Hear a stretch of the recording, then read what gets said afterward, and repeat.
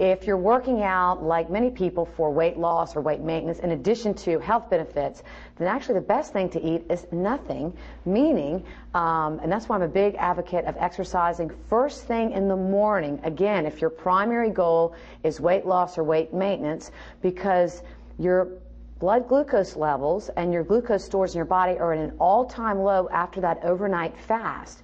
And if you exercise first thing in the morning without having anything to eat, you're going to be much more apt to tap into your fat stores, meaning you're going to blow through your glucose stores pretty quickly and then transition into burning through your fat, which is what you want to do.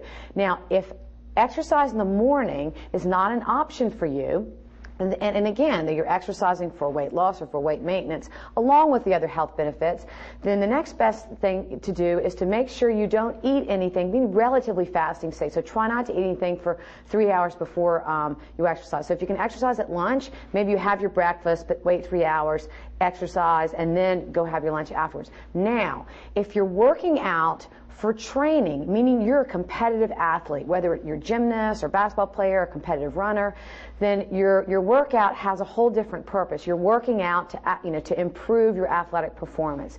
And in that situation, it is very important to take in the right nourishment prior to your workout. And if you're going to have a meal, it needs to be no later than 2 hours before.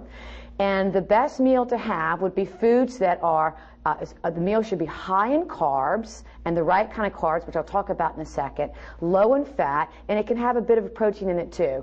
And again, carbs are what give your muscles their energy, because they're the foods that give you glucose. Glucose is the preferred fuel, it's the clean burning fuel for your muscles, and the best carbs are what we call slow carbs. I call them the real food carbs, like whole grains, fruits, vegetables, beans, and there's lots of examples of things you could do. Let's say you're going to have breakfast before your training. Then great things to have. How about some whole grain cereal with some milk, maybe a little fruit? How about a granola bar spread with a little peanut butter? You can have a little fruit with it. You can do your own homemade smoothie. Put some bananas in there, low-fat yogurt, maybe a little protein powder. If it's going to be lunch, the meal prior to your workout for, again, your competitive athlete, great examples would be, how about a peanut butter and jelly sandwich, whole grain bread, peanut butter, some spreadable fruit. You could do a healthy sandwich made from lean meat. You get some turkey, put some lettuce, tomato on there. Again, whole grain breads. You could have a salad. Make sure you top it with some protein. Again, the name of the game is you want a fair amount of carbs.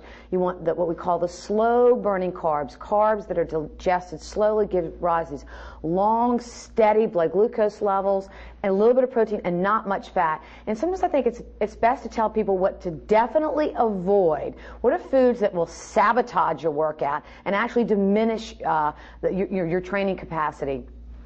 Foods high in saturated fat. These are your four-legged fats. That would be things like, fatty cuts of beef, like hamburgers, hot dogs, bacon, sausage, things with lots of full-fat cheese.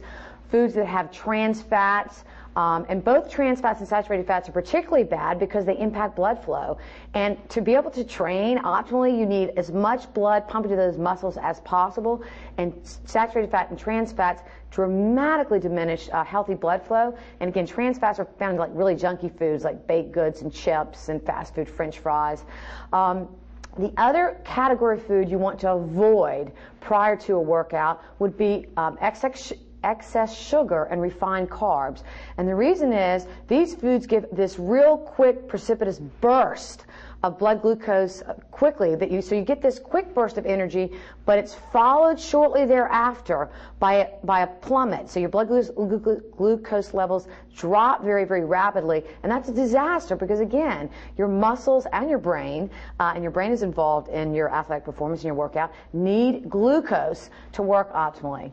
So again, it kind of depends on the purpose of your workout, and you can do it right. It's easy to do.